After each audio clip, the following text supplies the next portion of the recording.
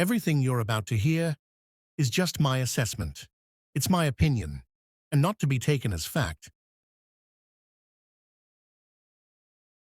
Part 1 of 3. A thorough and condemning assessment of the May 27th, 2025 Mega Maniacs podcast episode. Attempted silence for $1,000. Shaden Deegan's experience of church abuse, betrayal, and breaking free. Introduction. This is not just another podcast. This is a firebomb hurled into the heart of corruption, masked as ministry. Robin Torgrimson and Shaden Deegan pulled back the blood-stained curtain of World Harvest Church, WHC, Valor Christian College, and Harvest Preparatory School, HPS, to reveal the rotting infrastructure behind Rod Parsley's empire. This first part of a 3-part breakdown will examine the systemic failure, the spiritual malpractice, and the moral filth that saturates WHC while commending the bravery and dignity of Robin and Shaden for speaking out. No stone will be left unturned. First, the context of systemic abuse, setting the stage. The episode opens by contextualizing who Shaden is, daughter of Chris and Yolanda Deegan, both highly visible music ministers at WHC. This isn't a disgruntled outsider or an angry ex-employee. This is a first-hand witness and participant born into the system who saw it from the inside and endured it for 7 harrowing years. She is both victim and survivor. Shaden immediately makes clear that she's not speaking out from rebellion or bitterness, but from a righteous obligation to expose unfruitful works of darkness. Ephesians 5:11. She reminds listeners that while society accepts the condemnation of racism and sexism, the church too often weaponizes accusations like Jezebel or rebellious spirit against whistleblowers. That alone should make the alarms blare. Rod Parsley's entire kingdom is built on intimidation, control, and enforced silence. It is not the body of Christ. It is a ministry industrial complex that punishes dissent and rewards sycophancy. Second, Harvest Preparatory School, HPS, a Christian school. In name only, what Shaden endured at HPS is beyond a disgrace. It is a mockery of Christian education. Let us be unflinching in laying this out. Blatant drug use. Students pulled out bottles of marijuana in class, not once, frequently. Teachers did nothing. Rampant sexual misconduct. Students were engaging in sexual activity under bleachers, in restrooms and classrooms. Unfiltered profanity.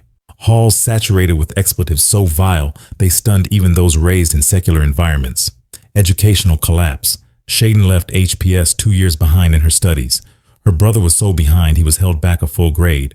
Her sister had 6 different math teachers in 1 year, each restarting the curriculum. This is not a school. It is an institutional failure. Worse, it is fraud.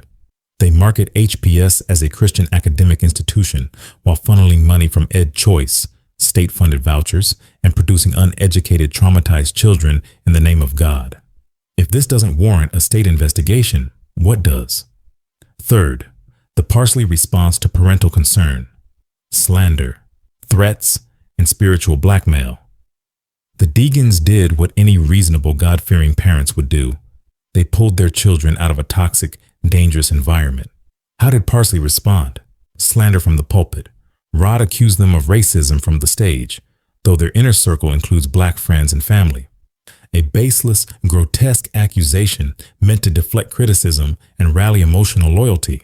Public humiliation. The Deegans were berated in staff meetings. Their decision was not met with understanding, but with hostility, rage, and dehumanization. Professional retaliation. Rod threatened their jobs, suggesting that if the kids left HPS, they were done in ministry. This is textbook cult behavior. Rod Parsley uses employment, public shaming, and spiritual condemnation to force submission. It is the gospel of narcissism, not the gospel of Christ.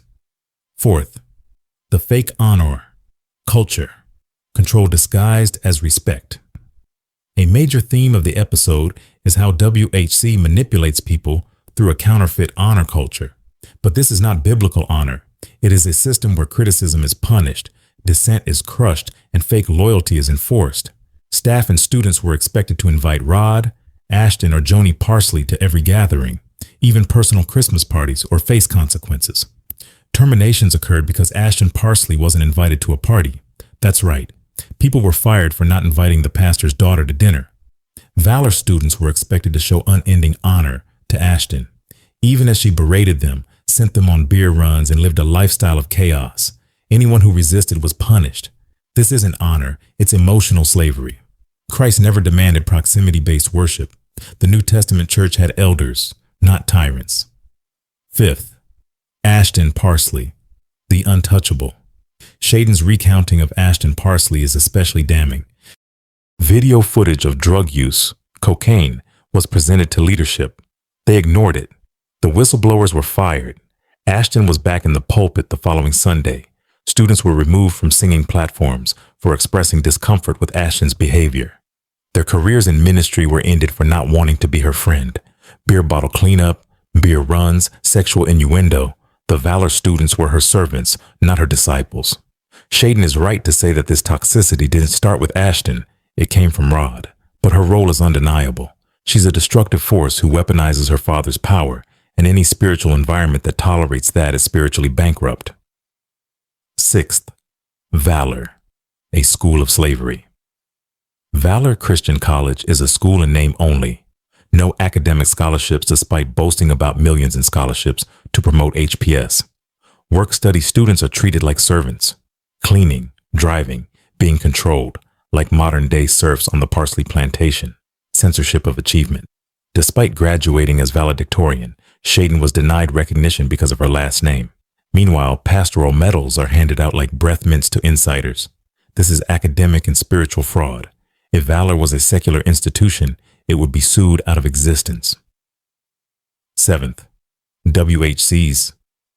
Sunday stage, racism, retaliation, and gaslighting. Shaden shares a story of a singer removed from the platform because she dared to tell Ashton that something she said hurt her. Not only was she pulled from ministry, but Rod, who gave the order, performed a public act of confusion. Why aren't you singing? It was a masterclass in gaslighting. You order someone to be silenced, then act like their silence is self-imposed. It's abuse, pure and simple. Rod and Ashton made race-based decisions about who could be on stage. If too many of a certain race were already on the platform, others would be denied visibility, not because of skill, but because of optics. This is performative inclusion, not real ministry. Eighth, the warehouse and signed books, lies to donors. Shaden worked in the warehouse and revealed one of the most cold-blooded financial manipulations of the ministry. Donors paid extra for Rod Parsley's hand-signed books.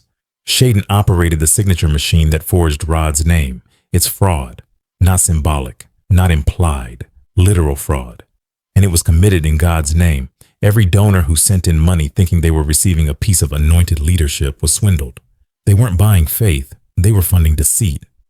Ninth, the dreaded Tuesday meetings. Corporate abuse for Jesus. If you want to understand the spiritual terrorism at WHC, look no further than the infamous Tuesday staff meetings. Rod shot a gun inside the building during a meeting, a real gun, fired it. Not as a joke, not in jest, to terrorize staff. Staff vomited on the way to work, called off sick, suffered anxiety. And why? Because they knew they were about to be abused by a man who claims to speak for God. Rod Parsley runs his staff like a spiritual dictatorship, where gaslighting, bullying, and public humiliation are standard. And his wife Joni is complicit, overseeing it like a cold-blooded boardroom queen. 10th, ending, part 1, the verdict. Thus far. So far, here's what this podcast reveals beyond dispute. WHC is a cult, not a church. Rod Parsley is a manipulative, fraudulent, spiritually abusive narcissist. Ashton Parsley is a drunk-driving, beer-tossing, coke-using enabler with unchecked power. Valor and HPS are academic scams built on spiritual lies. Whistleblowers are punished, fired, silenced, and slandered. Shaden Deegan and Robin Torgrimson are heroes. To remain silent after hearing this episode is to participate in the very evil they've exposed. Churches, Christian leaders, politicians, anyone who allies with Rod Parsley or his institutions must be publicly held accountable. Coming up in part 2, the fake prayer culture used to control how Rod retaliates against former staff sexual misconduct cover-ups. Biblical refutation of the WHC power structure. Stay tuned. There is more rot to excavate, and justice has only just begun.